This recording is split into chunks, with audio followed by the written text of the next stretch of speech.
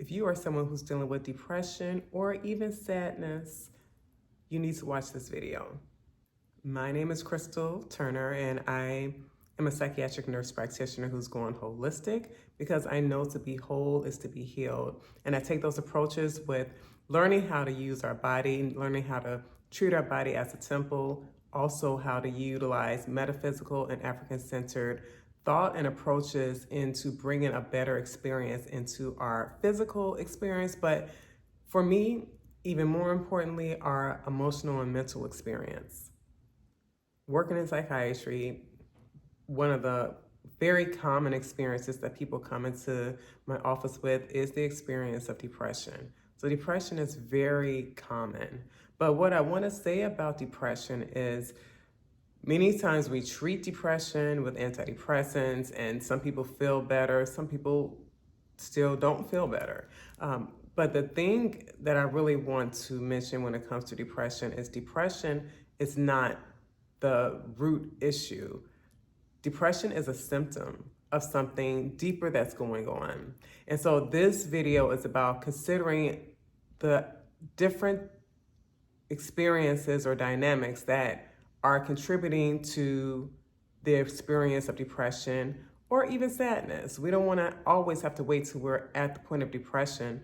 Even in our sadness, we can be utilizing some of the things that I'll mention in this video that can help you to bring about a better experience in your emotional state. So we're going to talk about 5 different contributing factors that could be playing a part in sadness or depression that you're experiencing. So the first one is adversity. Childhood adversity especially can be a big component of how you're feeling emotionally today. There is a questionnaire in a study called the Adverse Childhood Experiences questionnaire, and it's a series of questions that it really talks about different experiences that you could have had in your childhood, from dealing with a parent who had addiction, to having dealt with divorce of your parents, to dealing with emotional neglect or abuse, to living in very violent situations. And when you answer yes to these questions, it increases the likelihood that not only could you have experiences with emotional depression or anxiety, but it can also impact your physical health. And what it's stating is that the stressors that come from those adversities, oftentimes we still carry them with us into our adulthood and throughout our adulthood. Time doesn't necessarily heal when we're talking about these experiences. It is what we're carrying from those experiences, the beliefs we have adopted based off of those experiences, and then how that's playing out in our belief systems and life. So adversity has a big part to play with many people's depression, sadness, and ability to really experience joy. So understanding any adversities that you may have had is important, because sometimes another term I would use when we say adversity is trauma. But many of us, when we hear that word trauma, we automatically disconnect because we don't think our experiences are trauma, because we could have a stereotypical idea of what trauma encompasses. And it can be some of those things: living in a major disaster, almost losing your life, to being held up at gunpoint, or being in the military. These are things that definitely are traumatic. But there are other experiences, particularly these childhood adverse experiences that I mentioned, some of them, that we don't realize are traumatic because it becomes a part of everyday life. Often when we're talking about childhood adversity, it's something you're experiencing every day. And when you experience something every day, you begin to see it as normal. And when we begin to see something as normal, we don't see that there are traumatizing events that could have come from that. We just see it as normal until we, get into other experiences and see that these things weren't a part of many people's normal. And then we may start to question, what is normal. So childhood adversity and adversity as a whole can really impact how you feel emotionally. Let's move on to number 2. The second contributor to consider in why you may be feeling depressed or dealing with sadness can be the thoughts and the emotions that you carry. So going back to those early on experiences, many times our thoughts and our beliefs and our emotions are really impacted by those experiences. So if you've grown up in an environment where, for whatever reason, you began to feel like you were not valuable or you were not important, you can carry those beliefs and those thoughts, especially, into so many dynamics of your life, so many areas of your life. You know, when it comes to wanting to pursue a goal or a dream, those thoughts may come up and, you know, really keep you limited in how you approach, or if you even approach something you desire. When it comes to relationships and wanting to have a beautiful relationship, be it a friendship, be it a romantic relationship, even relationships with family, you can still bring these thoughts of not being valuable to those spaces, and it can impact how you show up in relationships.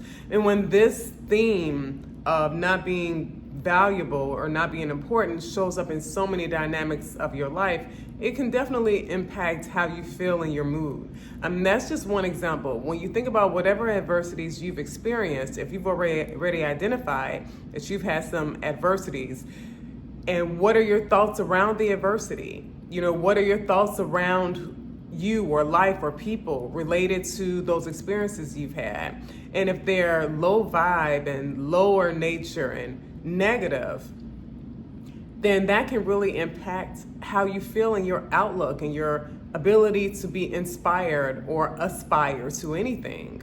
So our thoughts and the emotions then that come from those thoughts really do impact how we start to feel as a whole ultimately, and how we're able to function in life based off of that. Let's move on to number 3. The third component that I would want you to consider when it comes to your feelings of depression or sadness would be consumption, what it is that you're consuming. And consumption can come in a number of ways. The way that I'm speaking about right now is consuming what we're bringing into our body by way of what we listen to and what we watch. Because these things are impactful. I remember growing up and, you know, being challenged to not listen to certain music from my parents because maybe it had like some violent lyrics or some negative aspects about the perception of some particular people. And, you know, when you're young, you think, it's just music, it's not impacting me. But everything that we consume, especially if it has lyrics and words, we interpret lyrics and words to mean something. And so when we're consuming something, let's just say it's really thinking about lower nature things, someone else being bad, someone else being negative, something being something that puts your mind on all of the bad things that are happening in the world or all of the challenges. If that's what we're consuming, that means that's what we're thinking about. And it is so true that what we think about becomes what we focus on, and what we focus on becomes our experience. So the things that we consume by what we hear, and especially visually what we consume. The imagery can say a lot without saying something verbally. So really paying attention to what imagery is making you believe, or making you open to believing, or how it's impacting your perception is huge. You know, when I think about a time before I was born, when there was it blackface that people used to be openly accepted, and how might that make Black people feel on a subconscious level? It was very buffoonish, it was very degrading, but did it impact the way some Black people saw themselves? I would say yes. And I know that there are so many things that we can consume by imagery, you know, in systems that might have an intention on how it's giving you these images. There could be purpose. There's always purpose behind things. And so when we are watching things, listening to different music or talks or any of those things, I know that it's very important to guard our temple, our body, our mind from things that are not really in the long term going to help you feel good in any particular way. So let's talk about number 4. Considering number 4 as a contributing factor to why you may be feeling depressed or feeling sadness, it's still dealing with consumption, but it's consumption of the foods that we take into our body. And there are some people who feel like food is not as much of a culprit. But I know from my own personal experiences, when I changed my diet, me personally, I'm plant-based, and I'm not here to preach to anyone about, what you take in particularly, but I want you to consider what I'm about to say. But when I went from eating just all the things and I switched over to being plant-based, I did that initially because I was trying to impact my skin, to get better skin, and to lose weight. But the first thing that I actually ended up recognizing is that my depression and anxiety decreased significantly enough for me to pay attention. And yes, we are spiritual beings, so we have a part of us that's more powerful than this physical part in our spiritual, in the spirit of who we are, or in our spiritual nature. But many of us are not in tune to that, and sometimes it's levels to get into to that point for some people. But what we have shown up in is in this human experience, and in this human experience, we are impacted by what we eat on a cellular level. It can really impact how you feel, the things that you eat, or the things that you don't eat. And so what I want you to consider is, if you're eating foods that lack any nutritional value, we're not really giving ourselves something to help us feel good. And when we even talk about approaching ways to feel better, ways to deal with our depression or sadness, some people's sadness or depression are to such a degree that you just don't even have the energy to try to do some of the things. So how can our physical body support us? We can give it things that are nutrient dense, that give it energy, so that then we feel energy. When we have energy, we're more likely to try